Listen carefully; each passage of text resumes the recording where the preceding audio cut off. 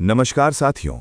देश भर के सभी ईपीएस 95 पेंशनर्स का स्वागत है इस विशेष प्रस्तुति में। आज हम आपके लिए लेकर आए हैं एक बेहद महत्वपूर्ण, विस्तृत और गहराई से विश्लेषित रिपोर्ट जो सीधे तौर पर आपके भविष्य, आपके अधिकार और आपकी पेंशन से जुड़ी हुई है। दोस्तों, आज की शुरुआत हम एक ऐसी तस्वीर से करते हैं जो इस समय देश भर के पेंशनर्स के बीच चर्चा का विषय बनी हुई है। इस तस्वीर में आप साफ तौर पर देख सकते हैं कि एक तरफ देश की वित्त मंत्री मौजूद हैं और दूसरी तरफ पेंशन आंदोलन का एक बड़ा चेहरा, जिनका नाम पिछले कई वर्षों से लगातार चर्चा में रहा है। ये मुलाकात सामान्य नहीं है। ये एक संकेत है कि अब पेंशन के मुद्दे को केवल सुना ही नहीं जा रहा, बल्कि उसे गंभीरता से लिया भी जा रहा है। इस बैठक में जो बातचीत हुई, जो मुद्दे उठाए गए और जो संकेत सामने आए हैं, वो लाखों पेंशनर्स के लिए उम्मीद की नई किरण लेकर आए हैं। साथियों, आपको ये समझना बेहद जरूरी है कि जब किसी बड़े स्तर पर इस प्रकार की बैठक होती है, तो उसके पीछे लंबे समय का संघर्ष, लगातार उठाई गई मांगें और धरना प्रदर्शन की ताकत होती है। ये वही ताकत है जिसने आज सरकार को इस विषय पर निर्णायक कदम उठाने के लिए मजबूर किया है। अब बात करते हैं उस सबसे महत्वपूर्ण मुद्दे की, जिसका इंतजार हर पेंशनर पिछले कई वर्षों से कर रहा था, यानी न्यूनतम पेंशन राशि में बढ़ोतरी। सूत्रों के अनुसार एक प्रस्ताव तैयार किया गया था जिसमें न्यूनतम पेंशन को बढ़ाकर 7,500 रुपये करने की बात रखी गई थी। इसके साथ ही महंगाई भत्ता जोड़ने का प्रस्ताव भी शामिल किया गया था, ताकि बढ़ती महंगाई के बीच पेंशनर्स को राहत मिल सके। सिर्फ इतना ही नहीं, इस प्रस्ताव में एक और बड़ा प्रावधान जोड़ा गया था, चिकित्सा सुविधा। इसके तहत लगभग 10 लाख तक के मेडिकल ट्रीटमेंट की सुविधा देने का सुझाव रखा गया था।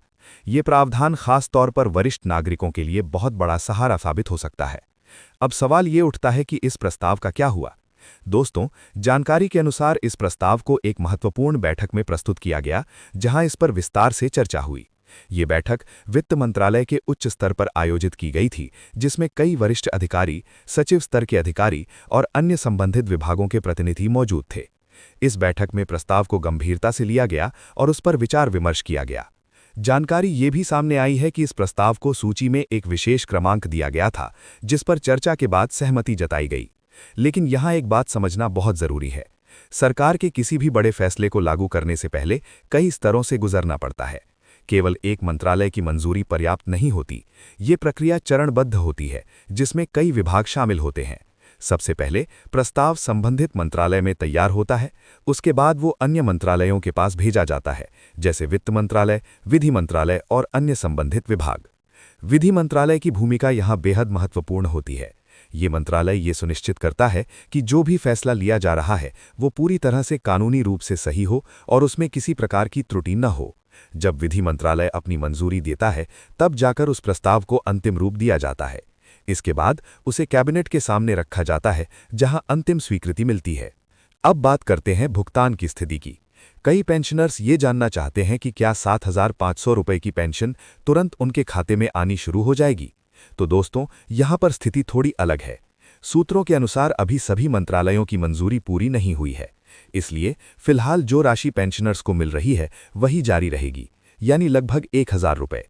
लेकिन जैसे ही सभी विभागों से मंजूरी पूरी हो जाएगी और कैबिनेट से अंतिम स्वीकृति मिल जाएगी, उसके बाद नई पेंशन राशि लागू कर दी जाएगी। इसका मतलब ये है कि भविष्य में पेंशनर्स को 7,500 रुपये प्रति माह के साथ महंगाई भत्ता भी मिलेगा, यानी कुल मिलाकर पेंशन राशि और अधिक हो जाएगी। इसके अलावा चिकित्सा सुविधा के तहत 1 लाख रुपए तक का लाभ भी दिया जा सकता है, जिससे पेंशनर्स को इलाज के खर्चों से राहत मिलेगी। अब सवाल ये है कि ये सब कब तक होगा। दोस्तों, इसका सीधा जवाब यह है कि जैसे ही सभी प्रक्रियाएं पूरी हो जाएंगी, ये फैसला लागू कर दिया जाएगा। हालांकि इसमें थोड़ा समय लग सकता है, क्योंकि ये एक बड़ी नीति से जुड़ा हुआ मामला है। लेकिन सबसे सकारात्मक बात यह है कि अब ये मुद्दा अंतिम चरण में पहुंच चुका है। जो मांग पिछले 10 वर्षों से उठाई जा रही थी, वो अब निर्णायक मोड़ पर है। इस पूरे घटनाक्रम में एक और महत्वपूर्ण पहलू है पेंशनर्स का संघर्ष।